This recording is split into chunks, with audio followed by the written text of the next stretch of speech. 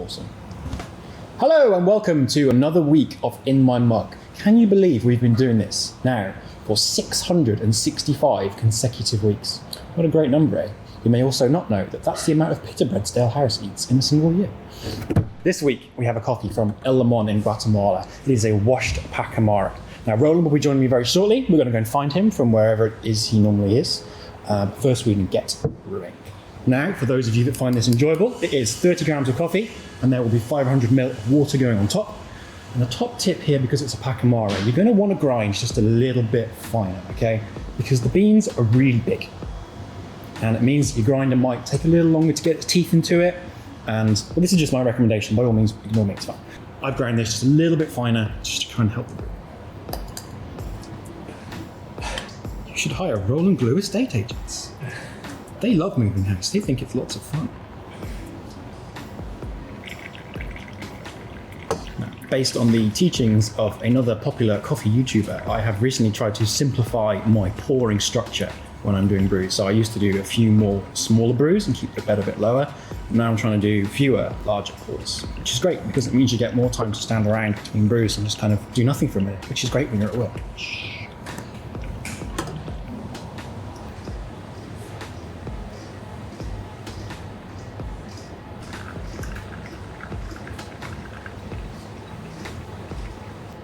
See, I told you, it gives you loads of time to wander off and do stuff. You can see the bed through it. It's going to be about 4:45. You can just quick pause. You finish. It's like, oh, it should be done by now. So you just lowered the amount of work you have to do. Listen to the teachings of Patrick Rolfe, children, and Uncle Roger.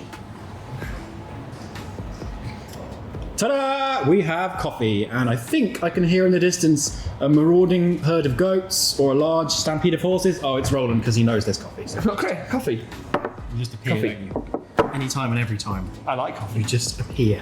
One of my senses, one of my super skills as a coffee roaster is to know when there's fresh freshly brewed coffee at a freshly brewed Chemex you can grab. Yes. Right, well now you're here, we can talk about interesting things. This coffee, Pacamara, is a creation of two other coffees. Yeah. So it's from a Pacas Yeah. at the start and a Maragogipe. It is indeed. Did I say that right? Spanish lesson, Roland. Spanish lessons are no use here. Oh. So this is a Brazilian varietal. Oh. Maragogipe is Brazilian and therefore Brazilian Portuguese for the pronunciation. Any of our Brazilian Portuguese viewers can definitely correct us on that because I'm Please let us know. certainly not confident. It is a natural mutation, but it's got a couple of crosses. And the Maragogipe is huge. It was commonly called the elephant bean. Really common in El Salvador, pretty common in Guatemala. It was like the really popular varietal besides Bourbon in El Salvador, and it's done really, really well in competitions over the last 5 years or so, and we've seen lots of it being planted. So we've got the washed Pacamara from El Limon in Guatemala. They have come 14th place in the Cup of Excellence with that natural process of Pacamara. Congratulations to Beto and to the whole team there, the family, Reyes. They do a spectacular job.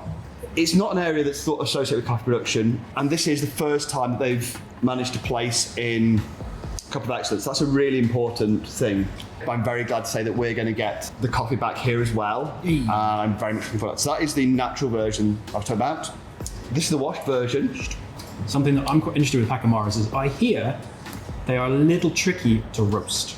And I don't know much about roasting, but this guy does. So for those of you at home who are also very interested, I know. Tell us why. So when it comes back to that Maragogipe parentage, that's a really big bean. And the Pacamaras are generally pretty big beans. They're not quite as big as the Maragogipe, but they're a lot bigger than most of the coffee you get. And they tend to be a little less dense, and they can take the heat a little bit differently. Sometimes they will really go very, very quickly through crack, and you'll see them running really hot, really quickly. It's very easy to then burn them on the outside and under roast them in the middle. It's also possible to slow it whole process down, and then you don't build enough pressure in the bean during that roasting bit to get a really proper crack out of it, and then the whole thing, we would call it stalling out. You end up baking the bean without getting a proper crack out of it, and your flavours end up very thin and papery and light-bodied, all the sweetness is gone. Generally with Pacamaras, you kind of want to go somewhere in the middle.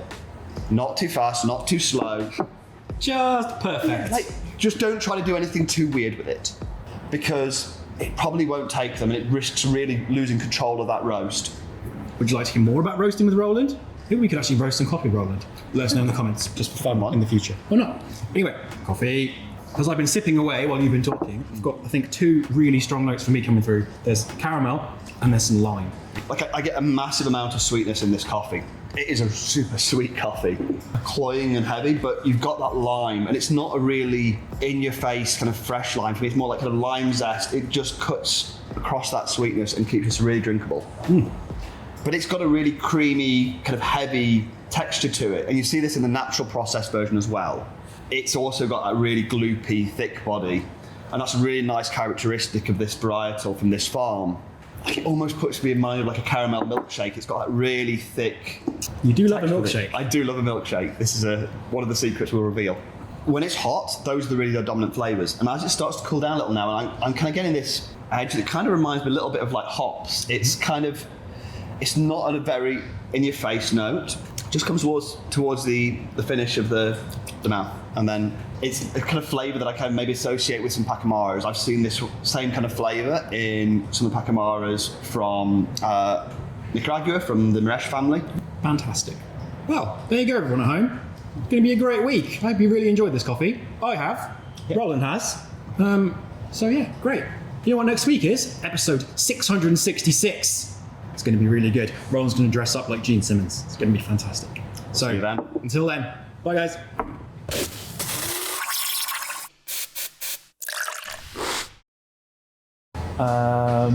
That's fine. Just means it's not going to be weird. Pacamara go hipe. Fun fact you don't know about Roland, he has a very, very long tongue.